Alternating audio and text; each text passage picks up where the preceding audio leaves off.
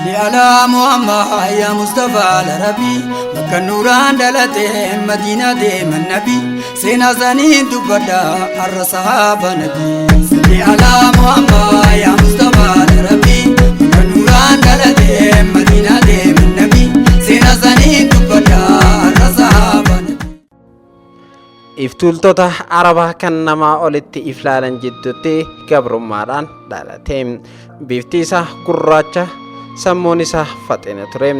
Maatii gabra turerraa gabrummaan dhalatus qeesii isaa cimaa namooma guutuun guutame ture. Ifa addunyaa islaamummaan ifatti fayyadamuudhaan ilmi namaa hundi walqixa akka ta'e mul'iseeti jira. Qurayshoota shanyii rasuulaa dursuudhaan mu'azzina rasuulaa sallallahu alaihi wasallam tahuu dandeetti jira. Bulchiinsa mootummaa islaamaa madiinaa maadheeffateefis bulchaa qabeenya islaamaa yookaan beeytal maal tahuu dandeetti jira. Bilaal ibnu Rabbaah yookaan Bilaalul Habashiin gurraachi qeesii Afrikaanonni hundi ittiin boonan musliimoonni hundi fakkii godhatan kun ashaaba guyyaarraa seenaa isaa daawwannoodha. Seenaa mi'ooytuu ilma habashaa kana dhaggeeffatee harki yaada kennuurraa if qusatu ni jiraata jedhee hin yaadu. Tanaaf isin hundarraa yaada sagantaa tanarratti qabdan 80 jaarratti ni eegganna. صلي على محمد يا مصطفى العربي نوران دلته مدينة ديم النبي سينا زنين تبدا الصحابة Maqaan isaa Bilaal ibnu Rabbaah jedhama. Bilaal ibnu Riyaah jechuunis barreeffamee jira. Bilaalul Habashaa jechuudhaan biyya hunda isaatiinis moggaafameeti jira. Sagalee bareedduun kan beekamu hoggaa ta'u nama jalqaba salaataaf ummata yaamedha. Gootichi islaamaa kun kan dhalate akka lakkoofsa Awurooppaanota bara 580tti biyya Makkaa yookaan Hijaaj keessatti ture. Abbaan isaa Rabbaah gabra dureeyyilee Arabaa hoggaa ta'u Habasharraa bitamee gamas akka geeffame ni himama. Haati isaa Hamaamaanis giiftii Abisiiniyaa duraanii akka taatee fi lola arbaa yookaan fiil kan kaabajiisuudhaaf gaggeeffame irratti qabamte gabrummaan akka bitamte maddoonni seenaa tokko ni eeran. Maatii gabraa kana jidduu gabrummaadhaan kan dhalate Bilaal humna isaatiin bulchaa isaa Umayyaa ibnu Kalaf tajaajiluun alam sammuu isaatiin waan bulchaan isaa yaade itti kanneen alam hordomuudhaaf yookaan abboomuudhaaf carraa hin qabu ture. Dalagaa humnaa itti kenname sirriitti waan raawwatuuf gabroota keessaa akka gabra gaariitti ilaalamaa ture. Bifa Bilaal ilaalchisee barreessitoonni seenaa garaagaraa waan baay'ee kan barreessan hoggaa ta'u isaan keessaa barreessaan Muhammad Abdurra'uuf jedhamu kitaaba isaa kan Bilaal ibnu Rabbaah jedhamu keessatti inni yookaan Bilaal bareedaa dhiiraa hoggaa ta'u dhaabaa dhaabbii mul'atu qaba. Bifti isaa gurraacha dammii, ijji lameen isaa kukkurfoo fi konkona dhaabbatu qaba. Coraan isaa ifaa nama hawwatudha. Sagalee bareedduu fi alalaasa nama harkisu Rabbi biraa kennameefii jira. Haqila hoggaa ta'u hayyummaa fi ifitti amanummaa guutuu kan qabu ture jechuudhaan barreesseeti jira. Bifuma wal fakkaatuun barreessaan Wiiliyaam Muuyir jedhamu kitaaba isaa jireenya Muhammad jedhamu keessatti hoggaa barreessu inni yookaan Bilaal dheeraa namaati. Bifti gurraachaa fi dhaabbii Afrikaanota kan qabu hoggaa ta'u rifeensi isaa qorcuccuudha jedheeti jira. Muuyir ammas dureeyyileen Qureeshii Bilaal ibnu Su'uudaa yookaan ilma haadha gurraatti jechuudhaan yaamaa akka turan barreesseeti jira. صلي على محمد يا مصطفى العربي نوران دلته مدينة ديم النبي سينا زنين تبدا الصحابة Yeroo dhalate irraa jalqabee nama akka isaatiif gabra ta'e kan guddate Bilaal ibnu Rabbaah boqonnaan seenaa jireenyaa haareen kan isaaf bane dhufaatii amantii islaamaati ture. Ergaan dhugaa gama nabiyyi rahmataa Muhammadin sallallahu alaihi wasallam ilma namaa gama islaamummaa yaamtu hoggaa dhaga'u onnee isaa hawwatamaati dhufte. Bilaal dhokatee haasoo yookaan yaamicha nabiyyiin rahmataa godhaa ture dhageeffachaa ture.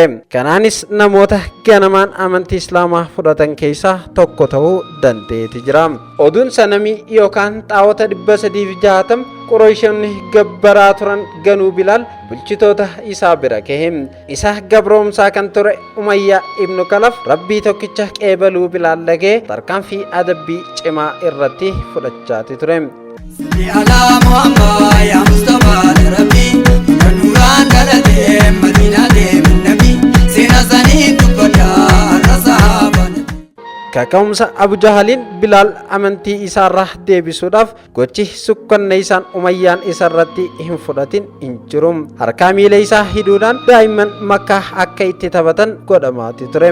Adabbiin laaleessaan garagaraa irratti fudhatamus Bilaal islaamummaarraa kan garagalu hin taane. Amantii isaarratti cimuu Bilaal kan arge Umayyaan daran aaraa dhufe yeroo aduu hamtutti Bilaal qoma isaatiin cirracha gammoojjii ho'aarra qullaa akka ciisuuf taasise. Kun hanqatee dhagaa gurguddaa qoma isaarra kaayuudhaan shiddaa lubbuu itti fide. Kanaanis osoo hin oolin alangaa laaleessaadhaan gubbaan waxala rabbii tokkichatti kafare taabota Qureeshota Hubal jaamu akka yaamu dirqisiisaa ture. Du'aa fi jiru jidduu kan jiru Bilaal jechi isaa afaanii ba'u tokko qofa ture. Inninis ahadun ahad yookaan rabbiin tokko kan jiru ture. Saba nabiyyee hundumaa gaddisa hundumaa taaniitu nama hawwisiisa hundumaatu aduu hundumaatu ibsa hoggaa kitaabatti arganutu isa seenaa isaanii dubbadha har'a sahaaba nabii. Oduun adabbii laaleessaa Bilaal irratti fudhatamaa jiru arjicha sahaabaa rasuulaa Abubakar ibn al-Siddiq bira dhaqe. Abubakar hatattamaan gama Umayyaa dhaquudhaan Bilaal akka isaaf gurguru gaafate. Bilaal irraa abdee kan murate Umayyaan bakka ajjeesurra osoo maallaqa waa xiqqoo harkate isaaf gammachuudha ture. Abubakaris sababa rabbiin tokko je'eef hadhaa du'a habbuuqqachaa kan jiru Bilaal osoo waan hunda kennee isa baraaruudhaaf qophiidha ture. Umayyaan gati gabricha ittiin bite fudhate Bilaal gallakkise. Aduu guyyaa sanirraa eegaluudhaan Bilaal bilisa ta'e ifatti obboleeyyan islaamaatiitti laaqame. Gurraachaas ta'e adiin amantii islaamaa keessatti walqixa ta'uu kabajaan Bilaal nabiyyi rahmataarraa argachaa ture ragaa guddaadha. Saba nabiyyee hundumaa gaddisa hundumaa taaniitu nama hawwisiisa hundumaatu aduu hundumaatu ibsa hoggaa kitaabatti arganutu isa seenaa isaanii dubbadha har'a sahaaba nabii. Akka lakkoofsa Awurooppaanotaa bara 1922tti Makka keessatti sababa amantii isaaniitiin dureelee Qureeshiitiin miidhaan garagaraa irra gahaa kan ture musliimoota gama Madiinaa yookaan Yasriib godaanan keessaa Bilaal ibn Rabbah isa tokko ture. Madiinatti walabummaan amantii islaamaa labsame iddoon musliimoonni itti salaatan kan jalqaba masgiidni nabiyyiidha sallallahu alaihi wasallam ijaarame. Yeroo salaanni ga'u musliimoota yaamuun dirqama ture.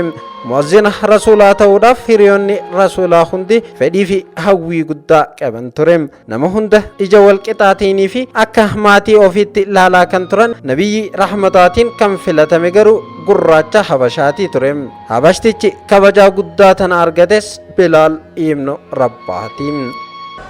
أشهد أن محمد رسول الله أشهد أن محمد رسول الله حي على الصلاة حي على الصلاة. Sagalee isaa bareedduu saniin hanga rasuulli sallallahu alaihi wasallam akhiramutti azaana godhuudhaan musliimoota gara ibaadaa yaamaati ture. Aangoon Bilaal kana qofa hin turre. Wayita Madiinatti mootummaan islaamaa dhaabbatetti qabeenyi mootummaa islaamaa guddachaa dhufe. Qabeenya kana kan hordofuuf ta'utu nama amanamaa tokko barbaachisa ture.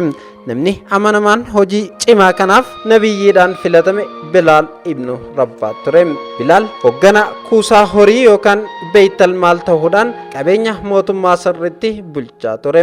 Akkasumas namoota dadhaboo ta'an yetiimotaa fi imaltuu ta'aniif mindaa barbaachisu qooduudhaan raabsaa haqa qabeessa ta'uu danda'e.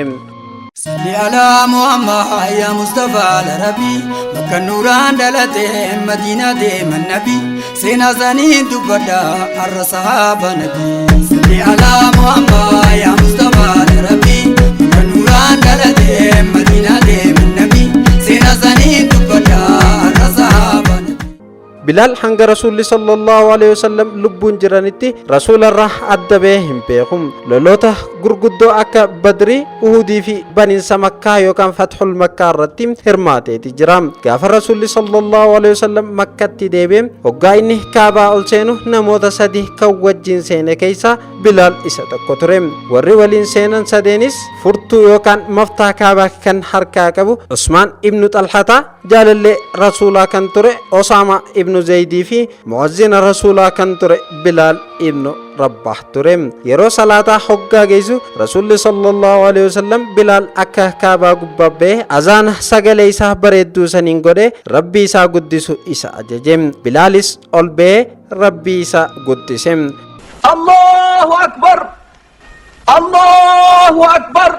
Hoggaa inni kaabaa gubbaa dhaabbatee azaanu musliimoonni hoggaa gammadan gariin munaafiqootaa garaan isaanii gubate. Gabrichi isaan tuffatan kaabaa kabajamtuu gubbaa ol ba'ee azaanaati jira. Kan garii waan kan osoon hin arkin silaan du'e jaanii hoggaa du'aaf hawwan, gariin ammoo abbaan kiyya baga gurraacha kaabaa gubbaa ba'ee osoo ijaan hin arkin du'e jechuudhaan tuffii Bilaaliif qaban ibsan. Ergamaan rabbii jalqabumarraahu ilmi namaa hundi wal qixa akka ta'e bifaa fi biitii kan nama hin madaalle ta'uu barsiisaati turan. Yeroo tokko dirree miinaarratti haasawaa taasisaniin yaa ilmaan namaa rabbiin keessan tokko, isin hundi abbaa tokkorraa dhuftan, arabaa fi ajama jidduu yookaan ajamaa fi ajama jidduu wal caalmeeyni hin jiru. Gurraachi adii, adiin gurraacha yookaan adiin adii, gurraachi gurraacha hin caalu.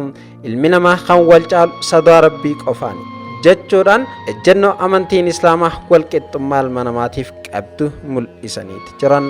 صل على محمد يا مصطفى العربي مكة نوران دلته مدينة ديم النبي سينا زنين تبدا الصحابة نبي. صل على محمد يا مصطفى العربي مكة نوران دلته مدينة ديم النبي سينا زنين تبدا الصحابة نبي. Bilaal radiyallahu anhu umriin isaa hanga rasuulli sallallahu alaihi wasallam lubbuun jiru azaanaatti ture. Gaafa rasuulli sallallahu alaihi wasallam gama rabbii isaa godaane kafaname osoo hin awwaalamin sa'an salaataa geesse. Bilaalis azaanatti seene. Ashhadu an laa ilaaha illallah jechuudhaan dhaabbate. Kana bira jechuu dadhabe.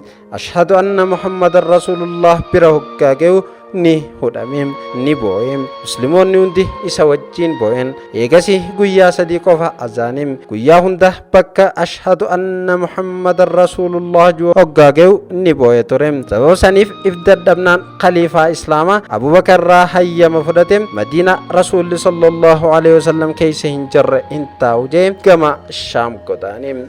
صل على محمد يا مصطفى العربي مكة نوران دلته مدينة ديم النبي سينا زنين تبدا الصحابة نبي.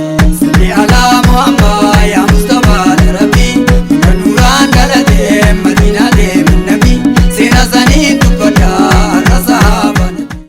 Gaafta khaliifaan islaamaa Umar ibnul Khattab Beeytal Maqdas daawwachuudhaaf gamas dhaqan. Yeroo san Bilaal achi jira ture. Sahaabonni rasuulaa sallallahu alaihi wasallam tokko tokko yeroo dheeraadhaaf kan irraa fagaatan sagalee Bilaal dhaga'uudhaaf akka azaanu goosisu Umar gaafatan. Umaris Bilaal akka azaanu gaafate. Bilaalis gaafii amiiral mu'miniiniin azaanu jalqabe. Guddina rabbii faarse. Tokkummaa rabbiitiif ragaa bahe. Ashhadu jee dhaabbate. Yeroo kana jaalallee isaa yaadate. Isa daandii haqaa ittiin arge san, isa jaalalaa fi arjooma dhugaa irraa barate san, isa gurraachaa fi adiin hundi wal qixa ta'uu mirkaneesse san nabiyyu Muhammad sallallahu alaihi wasallam yaadate boo'e.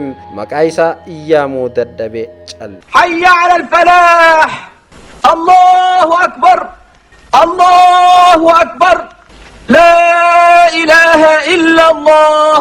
Bilaal yaamichi nama tokkorraa hin hafne yookaan duuti hoggaa isa yaamte gammada awwaate. Isaa du'aaf shakaraata keessa jiru haati manaa isaa waa huzna yookaan way gadda kiyya hoggaaniif jettu, inni ammoo way gammachuutiyya. Gadan nalqa al-ahibba Muhammadan was-sahaaban, boru jaalalloon qunnama Muhammadii fi sahaabota isaa jecha addunyaa tanarraa gama akhiratti gammadaa deeme. Rabbiin hojiiwwan toltuu isaa hunda isarraa haa jaalatu. Saba nabiyyee hundumaa gaddisa, hundumaa taaniitu nama hawwisiisa, hundumaatu aduu hundumaatu ibsa, hoggaa kitaabatti arganutu isa seenaa isaanii dubbadha har'a sahaaba nabii. yeroo fi iddoo Bilaal itti du'e irratti maddoonni seenaa wal dhaban.